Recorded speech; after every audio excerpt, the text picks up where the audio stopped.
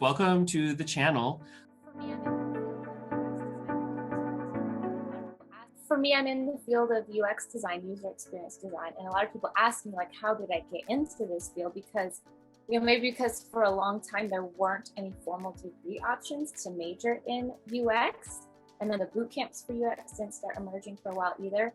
So I think that this kind of applies to anyone who's trying to get into a field where there isn't a clear-cut educational track to get you into it. I want to say I really appreciate the connection you just made between UX and data science. I know as a data science career coach, I have followed UX folk very closely. And now I know a reason why. It's the fact that the career path into UX isn't well paved. And you're right. You're also very right about the data science career path. It's just not well paved. There are so many paths. Thank you for making that connection. And I think too, you ask people how to get into some of these fields like this, and it's very winding. There's not a real clear-cut way to do it. No one has the same path. I have a couple of just general career tips. Would you like to share those now? One thing, and I think this kind of applies to no matter what domain you're in, and no matter what stage of your career you're in, like just starting out or more seasoned, I love the mantra, to become an expert, you must remain a student. And I think that's so important for all of us to remember, because, once you stop learning, you stop progressing. I also think too that I've been to a lot of networking events, I've been to a lot of meetup events. I've realized that you kind of go into these events deciding what persona you want to put on. Do you want to be the person asking a lot of questions and kind of putting yourself in that student role? Or do you want to be the person answering a lot of questions and then putting yourself in the light of an expert?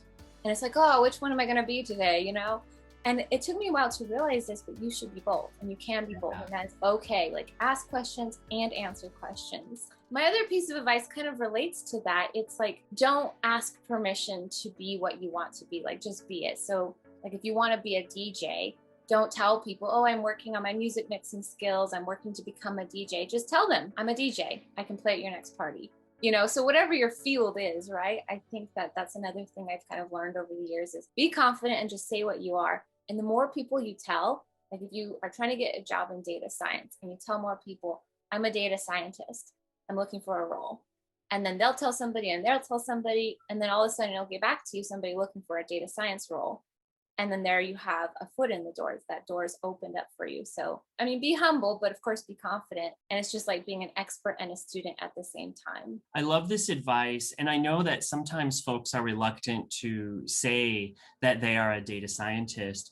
And one of the discoveries I make over and over and over again as I work with clients is that folks who are data scientists aren't claiming the title. And if we really are take an honest, objective look at the work that they are already doing now, and in many cases have been doing for a long time, it is data science. Just because their boss has not yet given them the data science title doesn't mean they aren't already a data science, and it definitely doesn't mean they are not already worthy of the title. A lot of people think they have to really master a skill before they can claim it as a skill. Right. The other important part to remember is there's no such thing as fully mastering any field. Definitely not data science. Can you vouch the same way in UX? Correct. Yeah, you never fully master it because the field is evolving. Technology is evolving.